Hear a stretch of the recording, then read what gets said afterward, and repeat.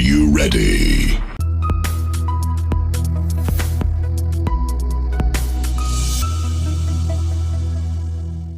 Hello नमस्कार, कैसे हैं आप सभी। आज मैं फिर से आपके लिए बहुत अच्छी सी वीडियो लेकर आई हूँ और मेरी पिछली वीडियोस में प्यार देने के लिए आपका बहुत बहुत दिल से शुक्रिया।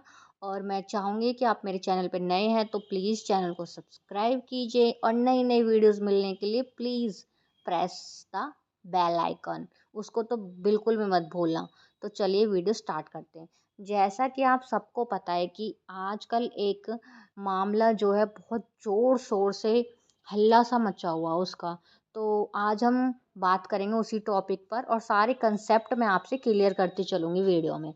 तो आपको पता है, मैं बता दूँ मामला क्या है। जो तिरुपति तिरुमाला में जो वेंकटेश्वर भगवान का जो मंदिर है उसके लड्डुओं में मिलावट का मामला जो है बहुत ज़ोर शोर से गरमाया हुआ है। तो आज मैं आपको बताऊंगी वो पूरा मामला और उसकी पूरी जानकारी आपको मैं अपनी वीडियो में बताऊंगी। पॉइंट टू पॉइंट हम बात करते चलेंगे। अब मैं आपको बता दूं कि वहाँ पर जो लड्डुओं का जो प्रसाद चढ़ता है वेंकटेश पर, वो पिछले 3 सालों से ऐसा ये प्रोसेस जो है चलता आ रहा है। और मोस्टली जो कंपनियां हैं वो अपनी रियायती दर पर जो है घी की सप्लाई करती आ रही हैं, वो चेंज होती रहती हैं। लेकिन आज जो है बहुत बड़ा एक बवाल, एक बहुत बड़ा सवाल बन गया है कि जो मिलावट का मुद्दा है वो इतना बढ़ गया कि मामला जो है सीधा कोर्ट तक पहुंच गया। जो आंध्र प्रदेश के मुख्यमंत्री चंद्रबाबू नायडू ने आरोप लगाया था कि तिरुपति के प्रसाद में चर्बी का जो है इस्तेमाल किया गया है। जो चर्बी से घी बनाया जाता है उस घी का यूज़ हो रहा है। अब उन्हें इस मिलावट का कैसे पता चला, भाई सबके दिमाग में यही सवाल आएगा। अब जिस कंपनी से प्रशासन जो है घी ले रहा था उसको पहले ब्लैकलिस्ट कर दिया है। अभी जिससे हम घी ले रहे थे, जिसके में मिलावट का ये मामला आया है, उसको जो है ब्लैक लिस्ट कर दिया गया। जांच कराई जा रही थी, जांच में आया कि भगवान पर जो लड्डू चढ़ रहे हैं प्रसाद के रूप में, उनका जो प्रसाद था उसमें मिलावट की वो जताई गई कि हाँ, वो बिल्कुल टेस्ट जो कराए वो बिल्कुल आए कि हाँ इनमें मिलावट है लड्डुओं में।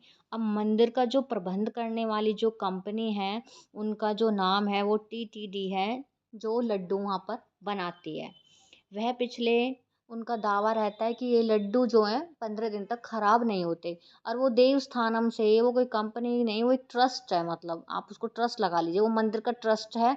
वो ही उन लड्डुओं को तैयार करवाता है। उनका दावा रहता है कि 15 दिन तक जो है ये लड्डू खराब नहीं होते। अब जो दिमाग के अंदर एक सवाल उठ रहा है, सबके आपके भी उठ रहा होगा कि चंद्रबाबू नायडू को लड्डुओं में मिलावट का शक कैसे हुआ, उन्हें कैसे पता चला कि लड्डुओं में मिलावट हो रही है। ये मामला कुछ 3-4 साल पहले भी उठा था। तब आई थिंक वहाँ किसी और की गवर्नमेंट थी। अब चंद्रबाबू नायडू की गवर्नमेंट है तो अब ये और भी ज़्यादा जो है मामला बहुत ज़ोर शोर से गरमाया हुआ है। क्यों? क्योंकि नायडू की सरकार बनते ही टीटीडी के जो पुराने एग्जीक्यूटिव ऑफिसर थे उनको हटा दिया गया। जो लड्डू बनाते कंपनी टीटीडी, जो ट्रस्ट है वहाँ का, उसका उनको हटा दिया उस ऑफिसर को। इन्होंने क्या करा, चंद्रबाबू नायडू ने आईएएस अधिकारी के श्यामला राव उनका नाम है, उनको ईओ वहाँ का नियुक्त कर दिया उस ट्रस्ट का। अब जैसा कि मैंने आपको बताया कि भाई टीटीडी लड्डू का प्रबंध करती आ रही है। अब जब राव को शिकायत मिली कि भाई लड्डुओं में मिलावट हो रही है, उन्होंने प्रसाद को टेस्ट किया। उन्हें भी कुछ डिफरेंट लगा और जिन्होंने शिकायत की थी, दर्ज कराई थी उनके पास, उनका कहना था कि पिछले कुछ टाइम से लड्डुओं में अब वो स्वाद नहीं है जो पहले था।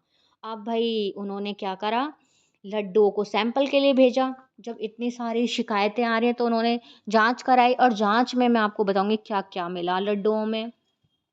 सोयाबीन के सैंपल्स, जैतून तेल, नारियल तेल, कॉटन सीड, फिश ऑयल और बीफ टैलो और लाड़ भी पाया गया। अब आप सोच रहे होगे कि सोयाबीन, जैतून, ये तो आपने सब नाम सुन रखे हैं, अब ये बीफ टैलो क्या है और लॉर्ड क्या है। बीफ टैलो क्या है, जानवरों की जो चर्बी को हम धीमी आंच पर क्या पकाते हैं और जब तक वह घी जैसा नहीं दिखने लग जाता, उसको धीमी धीमी आंच पर बनाते रहते हैं और इसी तरह से वो एक बीफ टैलो नाम दिया गया उसे। कि वो घी जैसा दिखता है, बिल्कुल आप पहचान नहीं पाओगे। और इसी तरह से लॉर्ड है। लॉर्ड क्या है? सूअर की चर्बी से बनाया जाता है और वो इतना चिकना होता है कि अगर उसको आप, वो बिल्कुल घी जैसा दिखेगा। अगर इनको आप शुद्ध देसी घी में आप इनको मिक्स कर देते हो तो आपके लिए पहचान पाना बहुत मुश्किल हो जाता है इन चीज़ों को। अब भाई हमें तो इतना पता भी नहीं रहता, एक आम इंसान को कहाँ इतना पता रहता है। हम तो बस ब्रांड देखा और चीज़ें खरीद ली, इतनी गहराई से जाते ही नहीं है कभी। हर साल अब कंपनी, जो मंदिर है, जो ट्रस्ट है, वहाँ पर ऐसे बड़े बड़े दावे किए जा रहे हैं कि हर साल जो है टेंडर के जरिए 5 लाख किलो घी तिरुपति मंदिर जो है तिरुमाला वो खरीदता है। मंथली इसकी जो एवरेज निकल के आती है वो है 42,000 किलोग्राम घी मंथली जो है वो खरीदते हैं कंपनियों से। अब इसमें बड़ी बड़ी कंपनियों के नाम आ गए थे, जैसे कि KMF कंपनी है जो नंदनी नाम के ब्रांड का घी बनाती है, और अमूल का भी नाम आया था।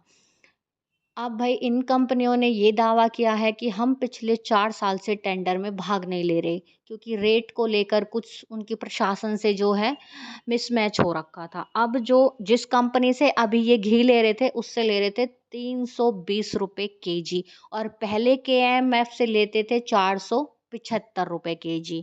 अब देख लो भाई कितना वो हो रहा है। अब कंपनी ने तो कहा है कि रेट को लेकर हमारी बात नहीं बनी, इसलिए हम पिछले 4 साल से क्या है टेंडर भर ही नहीं रहे। और ये तो यहाँ तक भी कह रहे हैं कि TTD जो है ट्रस्ट है वो क्या है, जानबूझकर घटिया क्वालिटी का और सस्ती क्वालिटी का घी खरीद रहे हैं।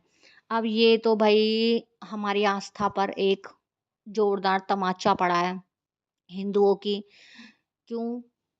क्योंकि अब प्रसाद के नाम पे हमें कुछ कुछ भी खिला दो सस्ते रेट के चक्कर में, अब क्या ही कर सकते हैं। लड्डू के जो हैं देवस्थानम में हर साल जो है लड्डू बेचकर, आपको मैं बता दूं, वो 500 करोड़ की कमाई करते हैं हर साल। क्योंकि जाहिर सी बात है, अगर कोई भी मंदिर में जाएगा तो वो प्रसाद वहाँ चढ़ाएगा भी, और इतनी दूर जाने के बाद कहीं जा रहे हैं तो भाई प्रसाद लेकर, हमारी आस्था है कि कहीं मंदिर में जाएंगे तो प्रसाद अपने घर के लिए भी लाएंगे, अड़ोस पड़ोस में भी बांटते हैं हम लोग। तो ये प्रोसेस तो हमारा चलता ही रहता है। अब क्या कर सकते हैं इसमें। ये एक हमारी आस्था के साथ एक खिलवाड़ हुआ है। हम तो प्रशासन से यही कहना चाहेंगे कि स्ट्रिक्ट से स्ट्रिक्ट एक्शन इनके खिलाफ लिए जाने चाहिए, जो जो भी इसमें शामिल हो। तो आपको ये वीडियो कैसी लगी, आपको इससे क्या क्या समझ आया? और अब तो ऐसे देख के लगता है कि ना अब टाइम आ गया है कि मंदिरों से जुड़े जितने भी मुद्दे हैं उनके लिए एक हिंदू धर्म संरक्षण कोई ऐसा कोई संगठन बनना चाहिए जो कि इन मुद्दों पर नज़र रख सके। आपकी क्या राय है, मुझे कमेंट बॉक्स में ज़रूर बताएं।